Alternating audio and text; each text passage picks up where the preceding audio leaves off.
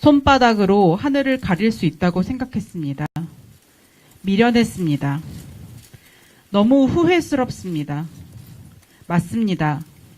처음 그때 저는 소리 질렀어야 하고 울부짖었어야 하고 신고했어야 마땅했습니다. 그랬다면 지금의 제가 자책하지 않을 수 있을까 수없이 후회했습니다. 긴 침묵의 시간 홀로 많이 힘들고 아팠습니다. 더 좋은 세상에서 살기를 원하는 것이 아닙니다. 그저 인간답게 살 수 있는 세상을 꿈꿉니다. 거대한 권력 앞에서 힘없고 약한 저 스스로를 지키기 위해 공정하고 평등한 법의 보호를 받고 싶었습니다.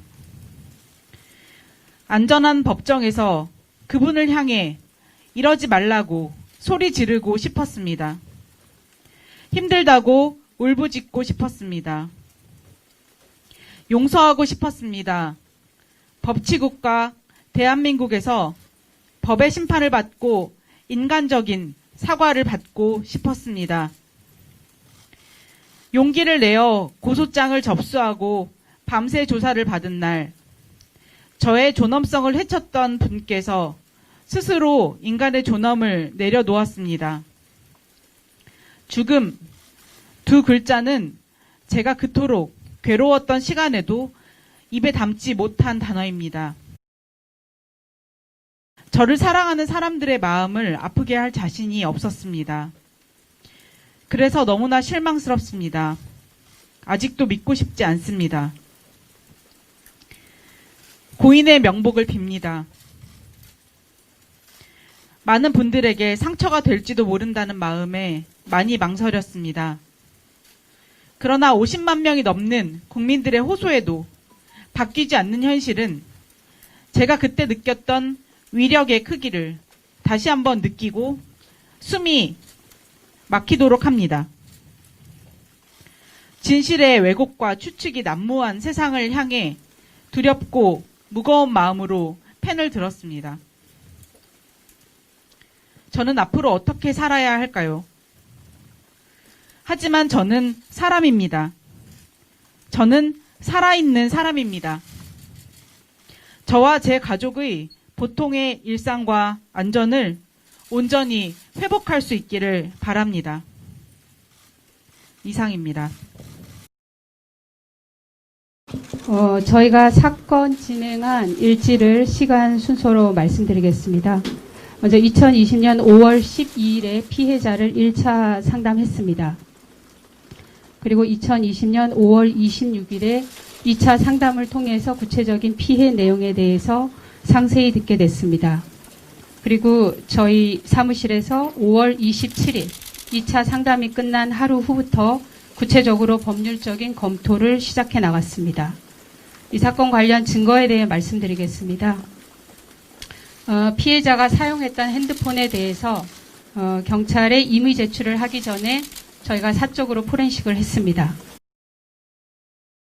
그 포렌식을 통해서 일부 나온 자료는 수사기관에 제출이 되어 있습니다.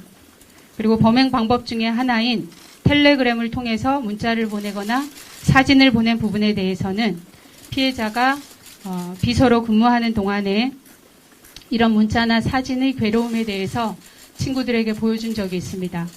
그리고 늦은 시간 친구들하고 함께 있을 때 이런 문자들이 오기도 했기 때문에 그 문자를 본 친구들도 현존하고 있습니다.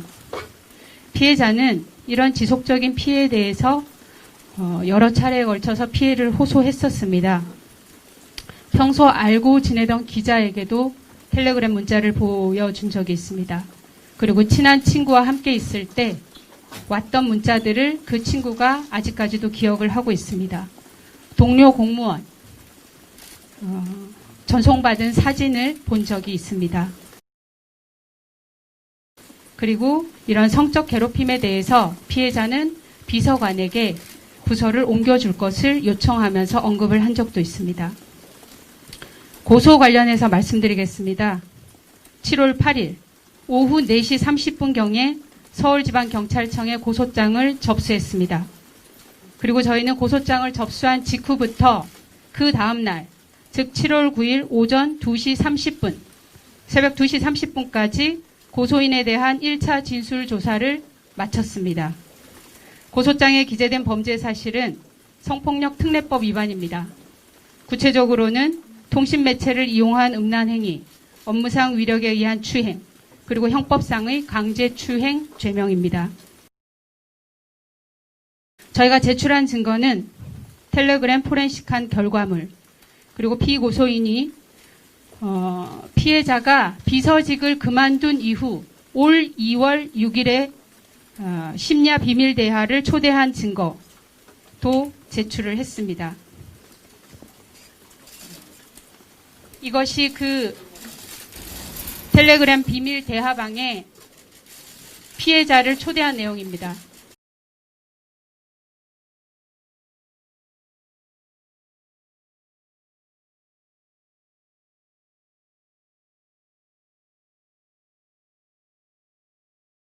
(2020년 2월 6일은) 피해자가 비서로 근무하지 않고 다른 부서에서 전보 발령 나서 근무하고 있을 때였습니다.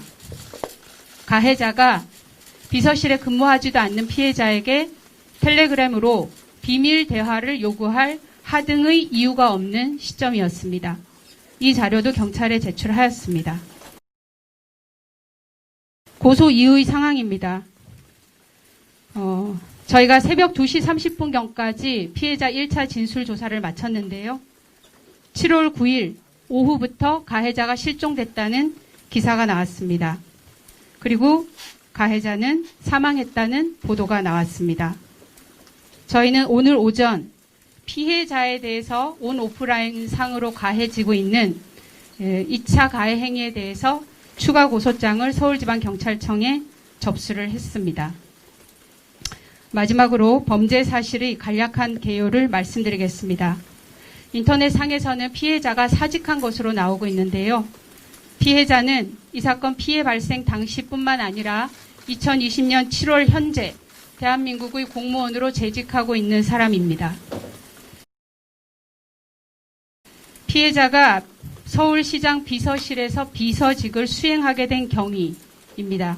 피해자는 공무원으로 임용이 되어서 서울시청이 아닌 다른 기관에서 근무하던 중이었는데 어느 날 오전 서울시청의 전화 연락을 받고 그날 오후 시장실 면접을 보게 되었습니다.